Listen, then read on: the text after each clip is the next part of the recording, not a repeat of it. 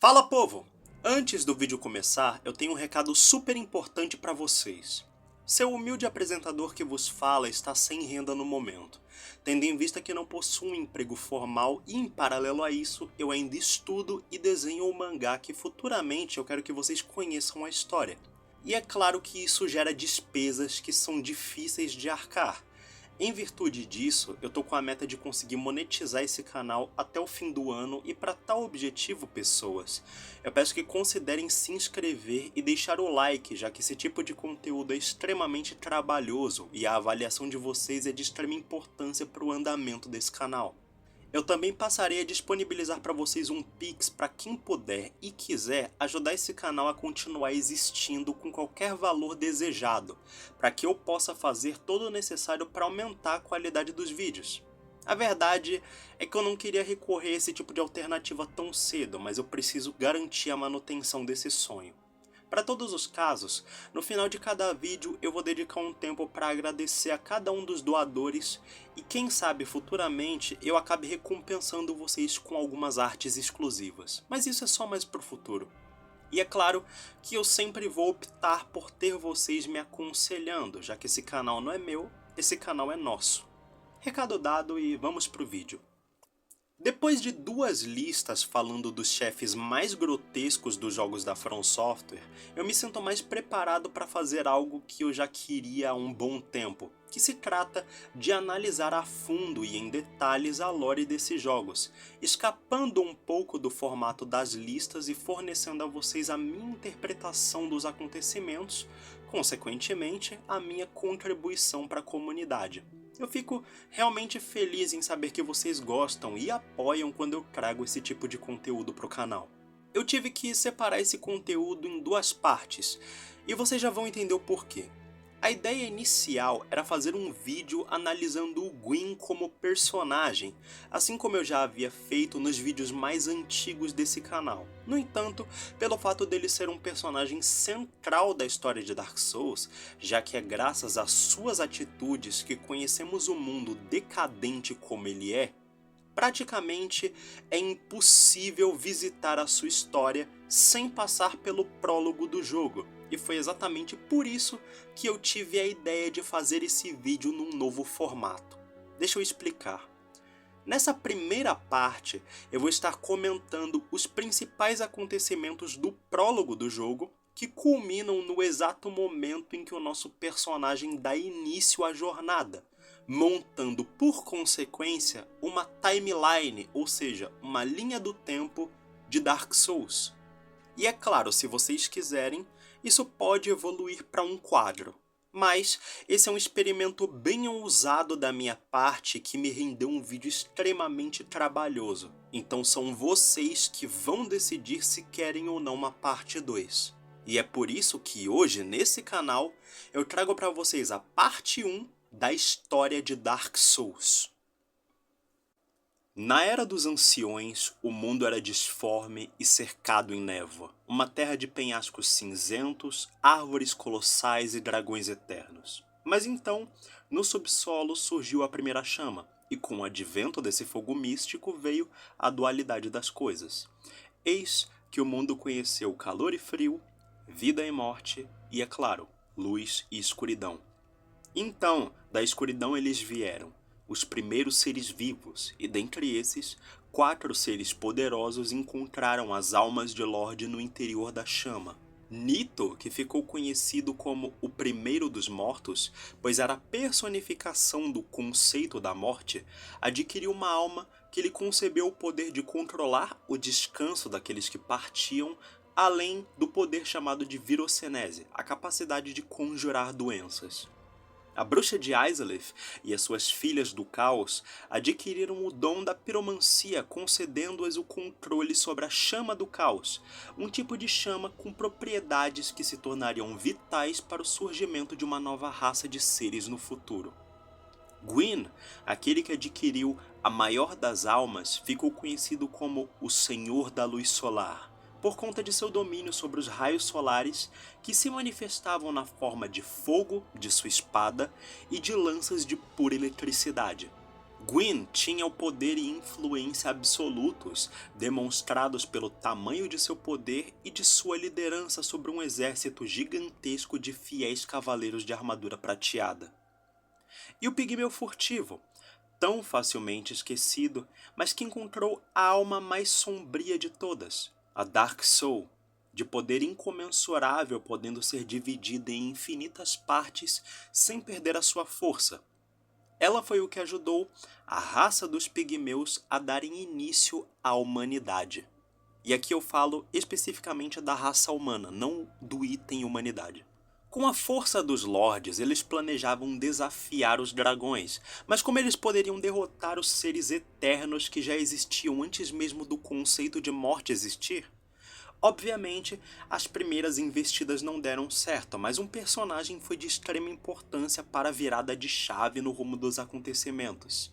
Sif, um membro da raça dos dragões, revelou a Gwyn o segredo por trás da imortalidade dos seus irmãos, que graças ao advento da chama agora poderiam morrer se tivessem as suas escamas de pedra removidas, e era justamente o relâmpago de Gwyn que se configurava na fraqueza das escamas.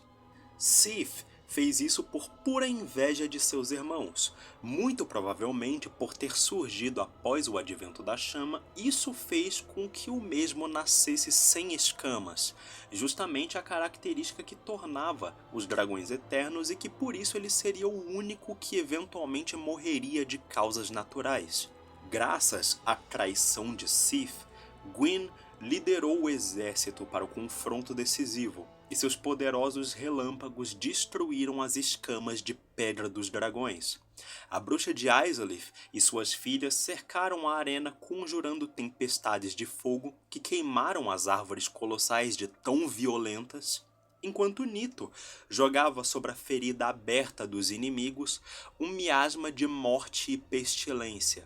E assim, os dragões sucumbiram naquele momento, mas não foram completamente extintos, tendo em vista que essas criaturas foram caçadas ao longo de todo o reinado de Gwyn.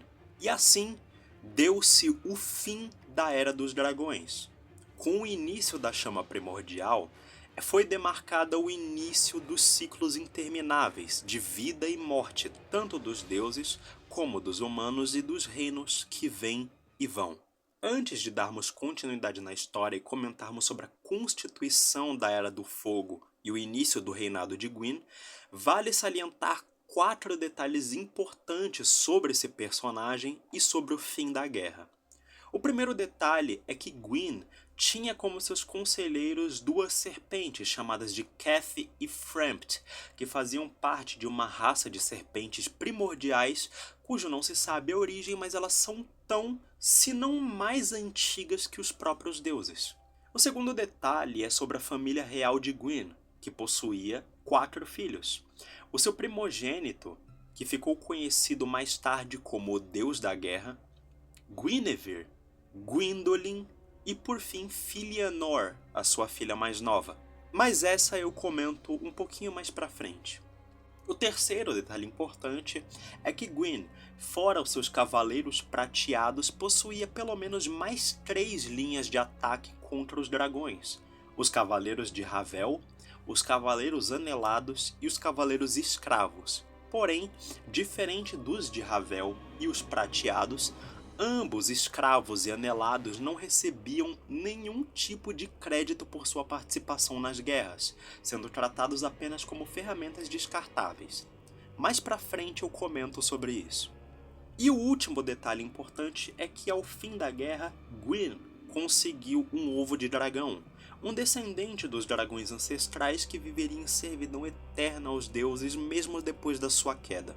Dando continuidade à história, ao fim da guerra contra os dragões, Gwyn deu início ao reino de Lordran, lugar onde viveriam os humanos e bem acima deles, o Senhor da Luz Solar vivia com sua família na Catedral dos Deuses chamada Anor Londo. Estima-se então que a partir desse ponto o reinado de Gwyn tenha durado por volta de 1000 anos, até que finalmente aconteciam os ocorridos do primeiro jogo. Então aí vai um compilado de tudo que rolou. Ao constituir seu reino, Gwyn primeiro recompensou a Sif, o dragão sem escamas, com parte da sua alma de Lorde, um título de duque e uma biblioteca inteira situada próxima a Norlondo para que o dragão pudesse alcançar a sua tão sonhada imortalidade. Nito foi se situar nas catacumbas abaixo de um túmulo de gigantes no subsolo, garantindo então a sua função de preservar o descanso dos mortos. Já a bruxa de Izalith e as suas filhas se situaram em uma civilização subterrânea chamada de Izalith, onde as mesmas poderiam exercer suas piromancias. A partir daqui, eu vou falar sobre os 4 cavaleiros e os pelotões do exército prateado de Gwyn. Gwyn, ao contrário de seus cavaleiros escravos e anelados, tinha completo apreço pelos seus cavaleiros prateados e, dentre esses, decidiu prestigiar aqueles que mais se destacaram na guerra contra os dragões. O primeiro deles foi Ornstein, o Matador de Dragões, que se tornou o líder dos 4 cavaleiros de Gwyn e dono da armadura e do Anel de Leão, cuja lança tinha o poder dos raios para penetrar as escamas de rocha dos dragões.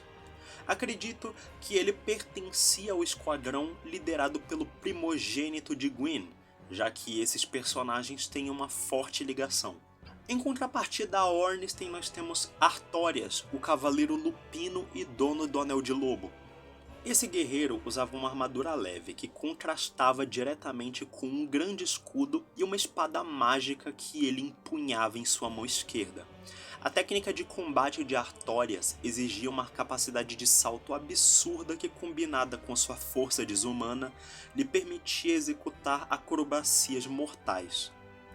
Kiaran era a única mulher dos 4 cavaleiros de Gwyn, dona do Anel da Vespa, que liderava um esquadrão de assassinas que atuava na calada da noite. E onde foi que eu já vi isso antes?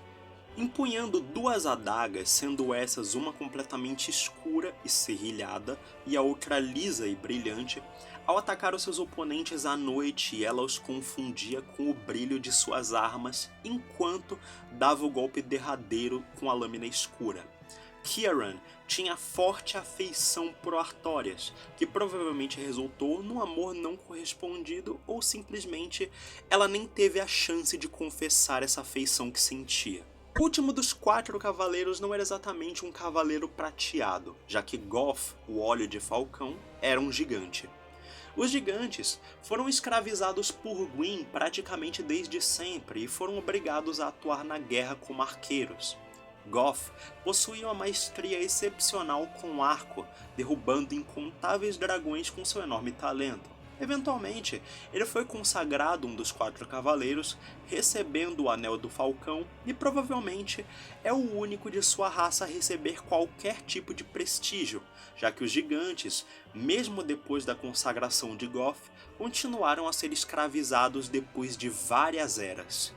Os 4 cavaleiros de Gwyn, destacados dentre os cavaleiros prateados, realizavam missões das quais o Grande Lorde os instruía pessoalmente, cada um designado de acordo com a sua especialidade. E falando em especialidade, vale ressaltar a ligação de Ornstein com o primogênito de Gwyn, já que, depois que o primogênito do Sol foi banido do reino, Ornstein aparentemente não lidou muito bem com sua partida, provavelmente por uma ligação de amizade entre os dois, ou pelo primogênito do Sol ter sido o comandante de Ornstein. Independente de qual seja a resposta, depois da queda de Anorlondo, Ornstein partiu em uma jornada para buscá-lo. Ambos, Ornstein e o primogênito do Sol, tinham ligação direta com os Cavaleiros de Ravel, pois depois da guerra, eles se tornaram as principais figuras responsáveis pela caçada aos dragões remanescentes.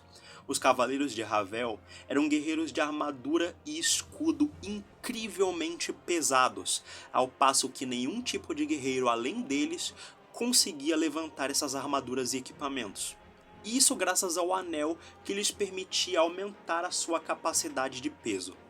Os Cavaleiros de Ravel faziam sua armadura e escudos com as escamas que caíram dos primeiros dragões após a guerra contra os mesmos, e parte do seu equipamento era um grande dente de dragão, que eles usavam como arma. Como forma de aumentar ainda mais a sua defesa, esses guerreiros também usavam um tipo de piromancia especial que cobria a sua armadura de rochas, aumentando ainda mais o equilíbrio e o peso dos mesmos. Nessa época, uma força chamada de Abismo já existia no mundo, mas não era considerada uma ameaça, e provavelmente surgiu junto com a primeira chama, já que no momento em que o Pigmeu Furtivo descobriu a Dark Soul, ele a repartiu entre os seus semelhantes. O abismo em si nada mais é do que uma evidência semimaterial de uma futura era de escuridão, que seria o contraponto da Era dos Deuses, e o que torna essa afirmação plausível é que o abismo é causado pelo estado de descontrole das humanidades, evidenciado pelas emoções humanas descontroladas que afetam diretamente os seus fragmentos de humanidade, o que acaba alterando, por consequência, a sua forma corpórea e o estado das suas almas. Almas, como evidenciado anteriormente pelas almas de Lorde, são manifestações de poder que carregam a essência dos seres que as possuem, podendo ser transfiguradas em seus catalisadores de poder, ou seja, as armas de chefe. Elas, apesar de serem algo sobrenatural, também se manifestam de forma material, ou seja, possuem formato e peso, como a chama da qual vieram, por isso possuem formato similar ao de uma chama de fogo mesmo, e o abismo tem poder para alterar esse formato e essência das almas. Eu acabei de dar toda essa explicação que fundamenta a minha teoria de como o abismo funciona exatamente, pois os pigmeus furtivos foram os primeiros a entrarem em contato com o abismo diretamente, e lá eles forjaram as armaduras dos primeiros homens. As armaduras que eram negras e deformadas e que revelavam um pingo de vida, tal qual a Era da Escuridão em si. Por esse motivo, os deuses lançaram nessas armaduras, e naqueles que as possuíam, um selo de fogo semelhante à marca negra que Gwyn posteriormente lançou na humanidade. E talvez seja a mesma marca, já que são idênticas. Mas eu comento disso mais pra frente, vocês vão entender a lógica. Esses cavaleiros em questão eram os Cavaleiros Anelados, que pela ordem divina estavam dentre aqueles que partiram para matar os dragões, mas as suas contribuições nunca foram louvadas, justamente pelo motivo de Gwyn temer o poder descoberto pelos pigmeus, o que o faria tomar providência sobre os mesmos no futuro.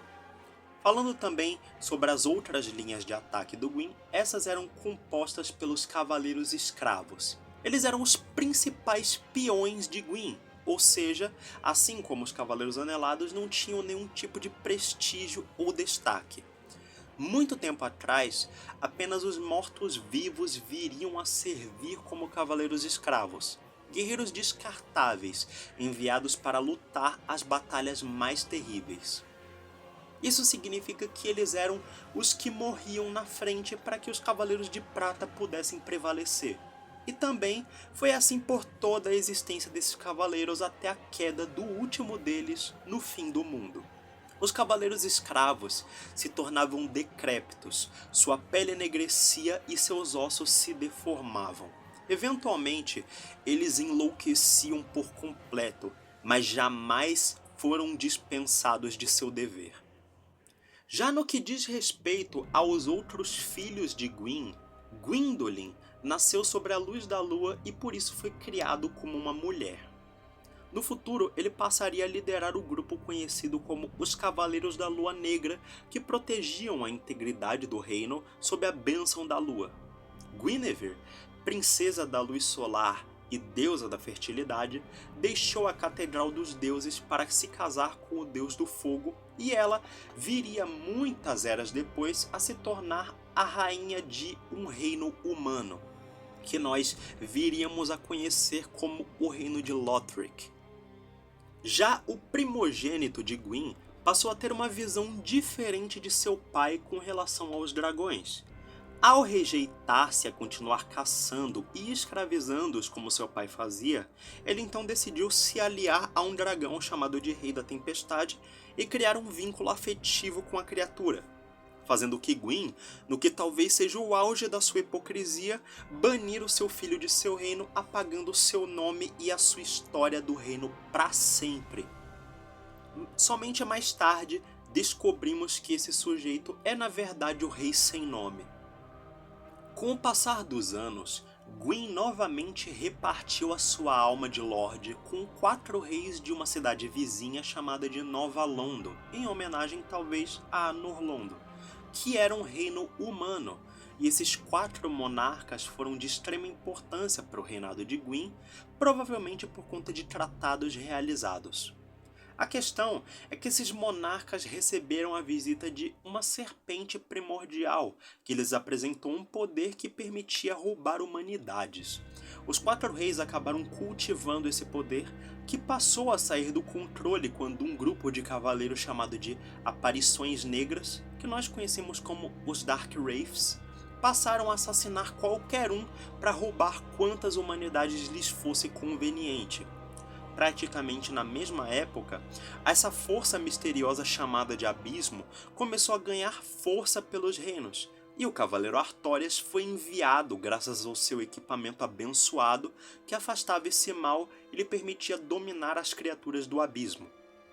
O Cavaleiro Artorias ganhou o título de Caminhante do Abismo, por ter feito um trato com essas criaturas para conseguir caminhar no abismo sem sucumbir à influência do mal, pacto esse evidenciado pelo Anel de Artorias. O avanço do abismo, no entanto, foi mais do que Artorias poderia lidar naquele momento, tendo transformado em monstros até mesmo os 4 reis, e a população já estava sendo massacrada pelas aparições negras. Nesse caso, a única alternativa de Gwyn foi inundar Nova Londo, matando todos os civis e aprisionando as aparições e os 4 reis. Mas o abismo ainda era uma força a ser contida, e o seu avanço começou a ser sentido em uma terra próxima dali chamada de Olassil, onde também, graças à influência de uma serpente primordial, os habitantes de lá desenterraram um humano primordial que provavelmente era um remanescente da raça dos pigmeus furtivos. Inicialmente, o Cavaleiro Artorias foi novamente enviado para conter o avanço do abismo, e não só por ser o mais apto, mas ele também tinha a tarefa de resgatar a princesa Sonoite, princesa do reino de Olassil, que foi raptada por um mal que espreitava entre o abismo. Mas independente disso, o abismo em Olassil foi causado por esse humano primordial que, ao ser desenterrado e revivido, percebeu que um pingente que ele carregava, algo que era uma lembrança tanto de seu povo como da sua terra, que existiam há várias eras anteriores a essa, foi retirado dele, fazendo com que a sua humanidade saísse do controle, corrompendo os habitantes de lá e até mesmo o próprio Artorias, que foi incapaz de resistir ao descontrole. A serpente primordial em questão era Keth, um dos anteriores conselheiros de Gwyn, que incitava os humanos a despertarem o abismo, que nada mais é do que a escuridão causada pelo descontrole das suas humanidades, para assim criar um Lorde Negro. Eles faziam isso porque sentia que a Era de Gwyn logo chegaria ao fim, dando lugar inevitavelmente à Era da Escuridão, consequentemente sendo reinada pelos humanos. E no fim das contas, a Era do Fogo de fato estava chegando ao fim. Fato esse que levou Gwyn ao completo desespero. Nessa mesma época, os humanos começaram a ser assolados por uma epidemia chamada de a Maldição dos Mortos-Vivos, uma condição que tornava os seres humanos incapazes de morrer completamente. Isso porque, quando eram mortos, eles voltavam à vida perdendo parte da sua humanidade no processo. À medida que a humanidade era completamente esvaída, o humano em questão se tornava um vazio, que é o estado do corpo em que não há emoção, não há sanidade e muito menos propósito, você vive apenas para roubar a alma dos outros. Os humanos que tinham essa maldição eram marcados com o sinal do qual eu já havia comentado, que se trata da marca negra. Em paralelo a isso, surgiu a religião de clérigos chamada de O Caminho da Luz, que tinha a função de encontrar esses mortos-vivos marcados, que eram todos agrupados e levados às terras ao norte do reino, numa instalação chamada de Asilo dos Mortos-Vivos, que nada mais era do que uma prisão onde os vazios seriam contidos até o fim dos tempos. Gwyn, vendo o potencial corruptivo do abismo, onde até mesmo um de seus prestigiados cavaleiros não conseguiu resistir, ele fez um pedido à bruxa de Izalith para tentar recriar a chama primordial.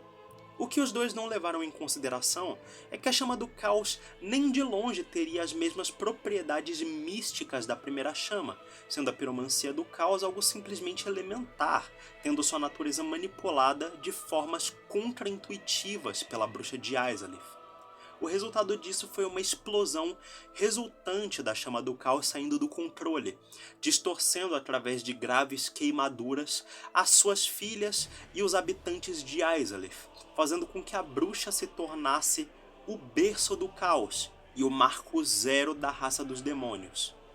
Os demônios, além de adeptos da chama do caos, eram seres muito mais animalescos e fortes que o normal, fazendo que Gwyn fosse obrigado a enviar as suas tropas de cavaleiros prateados para lutar contra esses seres. Os cavaleiros que enfrentavam essas criaturas tinham suas armas e armaduras chamuscadas, deixando-as com aspecto sombrio e negro, criando aquela que seria a tropa dos Cavaleiros Negros, que mesmo dando tudo de si foram incapazes de conter o avanço total dos demônios. E Gwyn, miseravelmente, retirou suas tropas de Izalith. Gwyn, que conhecia os pigmeus furtivos e sabiam que os mesmos eram os progenitores da raça humana, fundou a cidade anelada nos confins do mundo, para que os pigmeus vivessem sem trazer ao reinado do Grande Lorde mais nenhum tipo de problema. Já que como Gwyn temia a raça humana e o poder da Dark Soul que já havia sido repassado aos humanos, e seus fragmentos são o item que nós conhecemos como humanidade, como garantia de suas boas intenções em isolá-los do resto do mundo, o malandro do Gwyn simplesmente deixou com eles a sua filha mais nova, Filianor, prometendo a ela que quando fosse o momento certo ele voltaria para buscá-la. E assim foi estabelecido, meio que sob pressão, um tratado de paz entre essas duas raças. Essa filha passaria a descansar em uma torre isolada, pois seu sono colocaria a cidade sob um véu ilusório de proteção que manteria sob sigilo do resto do mundo, e as instruções eram para que ela em hipótese alguma fosse desperta de seu sono. Ele também deixou os cavaleiros anelados, dos quais já não lhe serviriam de mais nada, guardando a cidade anelada, e também deixou o dragão que havia pego como despojo de guerra. Esse mesmo dragão se chamava Midir, e viria a se tornar praticamente uma máquina de guerra a comando dos deuses, sendo ao fim do reinado de Gwyn ordenado a lutar contra o avanço do abismo eternamente, recebendo posteriormente o título de Devorador de Escuridão. Midir, assim como todos que entraram em contato com o abismo, teve a sua alma impregnada, mostrando que nem mesmo a força de um dragão poderia conter o fim de uma era. A partir desse ponto, não se sabe ao certo o que houve com os Cavaleiros Escravos, já que só iríamos saber da existência deles graças ao personagem Gale, e isso incontáveis eras depois, lá no terceiro jogo dessa franquia. Sem mais alternativas, Gwyn reuniu alguns de seus homens e se dirigiu ao lugar chamado de A Fornalha da Primeira Chama, lugar esse onde a chama primordial teve o seu início. Ele decidiu então convocar o poder de Lorde e sacrificar a sua alma para alimentar a chama, resultando numa nova explosão que adiou a Era da Escuridão, mas isso por tempo indeterminado. O adiamento do inevitável é a principal temática de Dark Souls, e tanto é verdade que o sacrifício de Gwyn certamente teve consequências visíveis para todo mundo. O próprio cenário do jogo está estagnado num crepúsculo de fim de tarde, um sol que já não brilha em sua totalidade por estar se pondo, mas que nunca se põe de fato, demonstrando através do cenário que querer impedir o que está por vir não é a melhor das alternativas, e na verdade nem deveria ter sido cogitada. Nesse período surgiu uma profecia que dizia que o morto-vivo escolhido sairia do asilo e se tornaria um receptáculo da alma dos lordes, para enfim dar prosseguimento à Era do Fogo. E é claro que essa teoria quem espalhou foi Frampt, o contraponto de Keth e fundamentalista da Era de Gwyn, que usou a influência do Grande Lorde e o sacrifício de Gwyn como desculpa para espalhar essa alternativa pelo resto dos reinos. E é assim que os eventos do jogo começam de fato, finalizando assim o prólogo. Gwyn é um personagem muito interessante, do qual é muito fácil de se simpatizar. Quantas vezes nós já não nos sentimos com medo do futuro simplesmente por não sabermos o que está por vir ao certo? Gwyn sentia medo, e esse é o ponto de ruína do personagem. Um medo irracional dos ciclos, que são algo natural nesse mundo. O medo de ser substituído e morto pelos humanos, exatamente como ele fez com os dragões. O medo de guerrear contra aqueles cujo ele não conhecia o potencial. O medo de dar lugar ao novo por puro apego às coisas antigas. Tudo isso fez com que o Gwyn tomasse decisões impensadas e de certa forma estúpidas, como foi o caso dele banindo o Rei Sem Nome por fazer amizade com um dragão, sendo que o mesmo criou o dragão como arma e deu o título de Duque para o outro. Que, para quem não sabe, Duque é uma posição de tamanha importância num reino que, fora o próprio rei, o Duque é quem tem a maior autoridade. Outras ações completamente estúpidas de Gwyn foi simplesmente pedir para a bruxa de Izalith tentar recriar a primeira chama e, por acidente, criando assim a raça dos demônios. Isso só nos mostra que sim, nós temos que imaginar o futuro, mas deixar de viver o presente em função disso é o que nos gera medo e ansiedade. E não podemos viver com medo, pois o medo não é amigo de ninguém. Para vocês terem ideia, até mesmo nos ensinamentos do grande Lorde Jesus, está escrito em Lucas capítulo 12, do versículo 22 em diante. Dirigindo-se aos seus discípulos, Jesus acrescentou: "Portanto eu digo a vocês, não se preocupem com a sua própria vida, quanto ao que comer, nem ao seu próprio corpo quanto ao que vestir. Mas a vida é mais importante do que a comida e o corpo mais importante que as roupas. Observem os corvos, não semeiam nem colhem, nem têm armazéns nem celeiro, contudo Deus os alimenta. E vocês têm muito mais valor que as aves. Quem de vocês, por mais que se preocupe, pode acrescentar uma hora que seja a sua vida? Visto que vocês não podem sequer fazer uma coisa tão pequena, por que se preocupar com o restante? Observem como crescem os lírios. Eles não trabalham nem tecem. Contudo, eu digo a vocês que nem Salomão, em todo o seu esplendor, vestiu-se como um deles. Se Deus veste assim a erva do campo, que hoje existe e amanhã é lançada ao fogo, quanto mais vestirá vocês, homem de pequena fé?